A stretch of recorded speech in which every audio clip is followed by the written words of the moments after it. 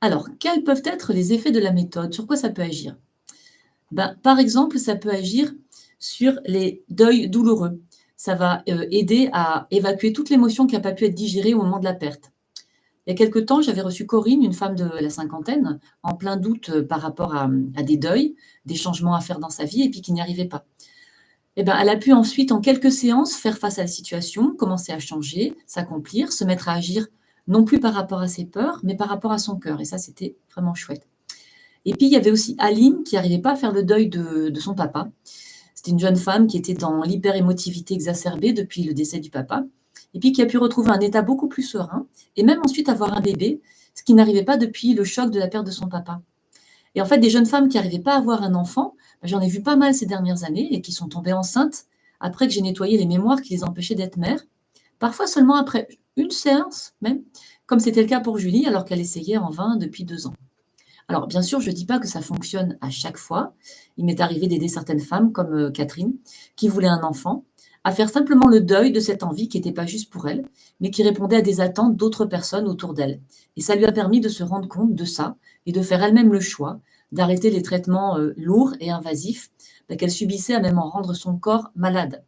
Donc, le nettoyage des mémoires émotionnelles, des conditionnements, ça mène pas toujours là où on s'y attend.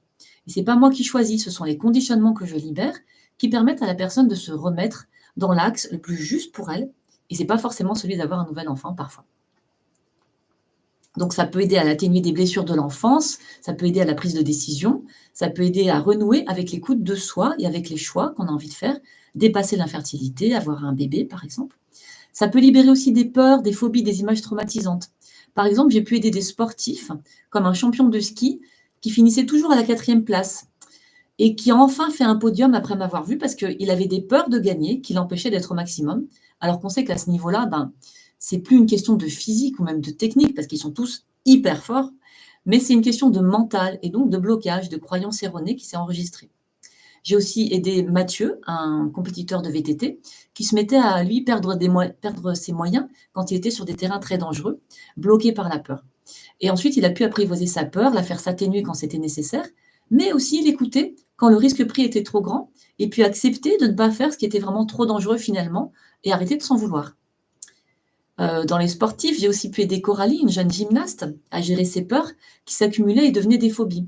À force d'avoir la pression et de stresser pendant les compétitions, parce que son niveau de stress, il ne descendait pas non plus dans les choses simples de la vie, et elle se mettait une pression terrible pour ses études, entre autres, et aussi elle devenait phobique des araignées, au point d'avoir fait risquer un accident de voiture à toute sa famille quand elle avait aperçu une petite araignée qui descendait dans la voiture et qu'elle s'était mise à hurler, à vouloir s'enfuir en plein sur l'autoroute à 130 à l'heure. Alors, son papa me l'avait amené parce que là, il disait maintenant ça suffit, c'est trop, c'est dangereux. Donc après quelques temps, 3 séances, je crois, elle pouvait prendre l'araignée dans un verre et la jeter dehors, sans émotion exacerbée, et elle gérait bien mieux le stress des examens aussi. Et pour ce qui est des images traumatisantes, ça peut aussi énormément aider les personnes qui ont été victimes d'abus, d'agressions, que ce soit des agressions verbales, des agressions physiques, des agressions sexuelles. J'ai aidé de nombreuses femmes à se libérer du poids d'une agression, et même très ancienne parfois, qui pouvait les perturber dans tous les domaines de leur vie, y compris leur sexualité. Je me souviens aussi d'une personne qui avait été victime d'un hold-up, une agression à main armée, et qui avait encore les images du pistolet de son agresseur face à son visage. Alors, on a pu libérer tout ce stress accumulé qui la rendait hypersensible à tout ensuite, parce que ça s'accumule. Et elle était en permanence dans la peur, et puis il y avait de quoi. Ça peut aider aussi à reprendre confiance en soi, apaiser des bébés, des enfants, arriver à dire non, arriver à gérer des difficultés avec l'argent, et bien d'autres problématiques encore. Une autre jeune fille avec qui j'avais travaillé, c'est Méline. Elle avait échoué au bac, elle avait raté son bac, comme on dit. Et puis, elle voyait plus de sens à sa vie, elle s'opposait à ses parents qui ne la comprenaient pas. En quelque temps, elle s'est métamorphosée, elle a pu se reprendre en main, reprendre confiance et choisir ce qu'elle voulait faire l'année d'après, sans culpabiliser, et enfin y arriver.